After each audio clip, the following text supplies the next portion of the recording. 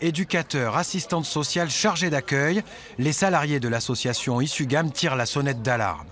Depuis 3 ans, leur association, qui accueillait initialement des SDF, s'est aussi vue confier la prise en charge des demandes d'asile à Montpellier. Et depuis 3 ans, c'est un véritable embouteillage de la misère qui se forme dans leurs locaux. Ce lieu d'accueil qui était dédié à entre 100 et 200 personnes, on se retrouve aujourd'hui à accueillir sur notre accueil de jour des fois 500 personnes. Faute de solution, les demandeurs d'asile ont décidé de camper devant les bureaux de l'association.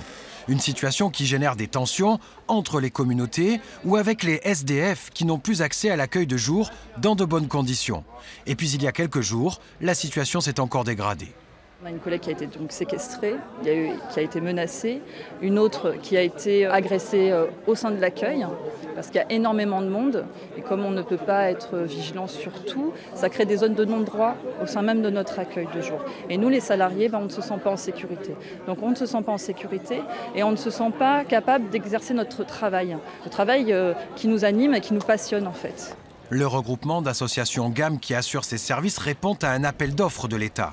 En clair, la gestion de la précarité est un marché. C'est donc devant la préfecture que les salariés ont poursuivi leur mouvement pour demander les moyens qu'ils jugent nécessaires pour effectuer leur travail. C'est qu'on fait une mission de service public. Pour moi, on est clairement de la sous-traitance.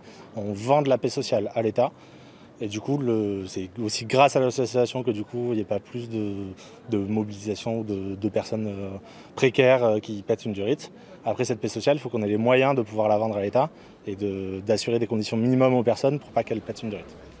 Les salariés qui demandent notamment que les accueils des SDF et des familles soient dissociés ont été reçus par les services de la cohésion sociale en fin de journée.